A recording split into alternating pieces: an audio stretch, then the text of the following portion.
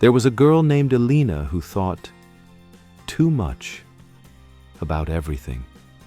Every word she said, every choice she made, every look someone gave her, every path she didn't take. She could spend 20 minutes drafting a text and then never send it. She could rewrite the same paragraph 5 times and still feel it wasn't right. And every night before sleep, her mind would swirl with everything she didn't do, didn't say, didn't fix. On the outside, she looked calm, but inside, it was loud. People told her she was smart, thoughtful, careful. But Elena knew better. She wasn't careful. She was stuck, frozen in a cycle of what if, what now, and what will they think. Her dreams were still alive. She had notebooks full of plans, sketches, and ideas, but none of them had turned into action. They were trapped under the weight of her mind's noise. And the worst part, she didn't know how to turn it off, because she thought even about thinking, and it never stopped. One afternoon, Elena was sitting in a cafe with her friend Mira. The two had been close since childhood, but lately, Elena had become more withdrawn. Mira noticed. "You've been quiet," she said gently.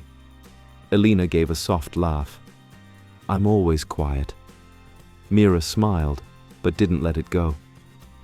"You've been silent. There's a difference." Elena looked down at her untouched drink. "It's just, I think too much. About everything.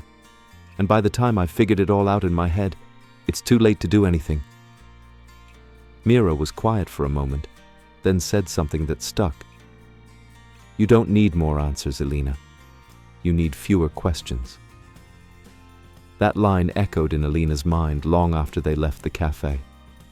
That night, she sat on her bed surrounded by journals, to-do lists, plans, and a million unfinished ideas. And all at once, she felt exhausted. Not physically, but mentally. Like she had spent months running laps in her own head and never taken a single real step. And somewhere deep inside, a new thought whispered, "What if thinking more isn't the answer anymore?" The next morning, Elena did something different. She didn't open her journal. She didn't write a new plan. She didn't ask herself what the most efficient thing to do was.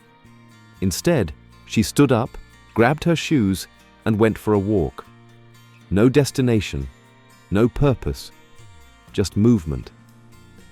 At first, her mind fought back. Shouldn't you be doing something productive? You didn't even plan your day yet.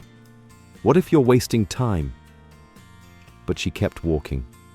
Block after block, the voices in her head softened. Not because she had answered them, but because she had stopped feeding them. The world around her was simple: footsteps, wind, the rustle of leaves.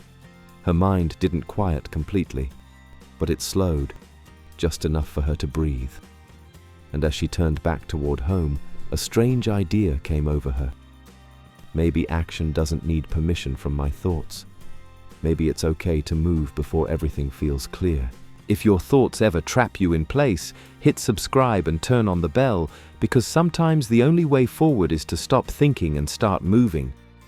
That evening, Elena didn't journal about her walk. She didn't analyze what it meant. She didn't rate it from 1 to 10. She just let it be.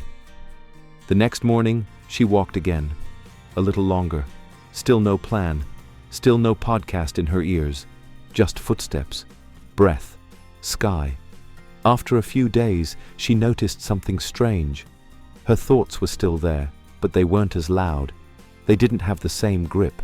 She no longer felt pulled into 10 different directions before 9 a.m. She started doing other things the same way, without over-planning. She replied to a message without rehearsing. She cooked something new without Googling 5 recipes. She called her grandmother just because she felt like it. It wasn't that her mind had changed. It was that she had stopped believing it had to be in charge all the time. And that shift, tiny, almost invisible, started changing everything. It didn't feel like a breakthrough. It felt like breathing again. Days turned into a quiet rhythm. Wake up, walk, breathe. Do one thing without overthinking. Elena wasn't tracking progress. She wasn't trying to optimize.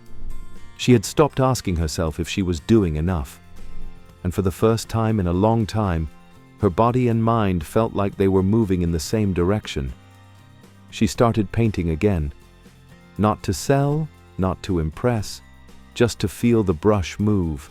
She picked up an old book and read it without underlining, without taking notes, just to enjoy the story.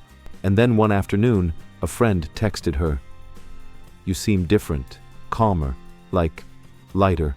Elena stared at the message for a moment, then replied, "I think I stopped trying to figure everything out before doing anything." She wasn't fixed. She still had moments when her mind spiraled. But now, she had something stronger than clarity. She had movement. Because waiting for perfect clarity had left her paralyzed. But action, even small, even messy, had set her free. One morning, Elena's teacher asked her to stay after class. She had submitted a short essay the night before. Nothing special, just a reflection on how walking had helped her feel more in control. Her teacher held the paper and said, This feels honest, not polished, not overthought, just real." For a second, Elena almost apologized. She had written it quickly, without second-guessing every sentence. But then, she smiled. "Thank you," she said, and meant it. That moment stayed with her. Not because someone praised her, but because she hadn't tried to earn it. She had simply done the work, quietly, simply, without the storm of doubt she used to carry. And that was the bigger victory. Later that day, a classmate came up to her. "Hey, I've been meaning to say, you seem really grounded lately. What changed?" Elena thought for a second, then replied, "I stopped trying to control every thought, and I started moving my feet." The girl blinked, then laughed softly. "That sounds peaceful." "It is," Elena said. "Not always easy, but peaceful." As the weeks went by, Elena found herself doing more, not because she forced it, but because she had space. Space in her mind, space in her day, space between thought and action. She started helping out at the local library. Nothing big, just shelving books, answering simple questions. Before, she would have overanalyzed every interaction, worried about making mistakes. Now, she just showed up. She still had thoughts, doubts, what-ifs, but she didn't entertain them like guests anymore. She let them knock and let them pass. One afternoon, while organizing shelves, a young girl asked for a book. Elena pointed her to it, then paused. "I used to love that one," she said, "but I never finished it. I kept waiting for the right time." The girl smiled. "I think now is a good time." Elena nodded. "Yes, now is always the right time." And in that moment, she saw herself, not as someone who had changed everything, but as someone who had begun. Because clarity wasn't a lightning strike. It was something you earned through quiet motion. That night, Elena sat by her window, the same window she had stared out of during all those long overthinking nights. The world outside hadn't changed much. The streetlights still flickered. The breeze still moved the trees the same way. But inside her, something was completely different. She no longer feared not having it all figured out. She no longer needed every move planned. She had learned to act without perfect certainty, and that made all the difference. She picked up her journal, not to list 100 thoughts, just to write one sentence. "Today, I moved." And that's enough. She closed the notebook and felt calm. Not because everything made sense, but because she wasn't waiting for it to. Her mind was still full, but it wasn't in control. She was. And that's what she would carry forward. Not a perfect system, not a quiet mind, but the choice to act anyway. Because in the end, it's not the loud thoughts that shape your life. It's the quiet steps you take despite them.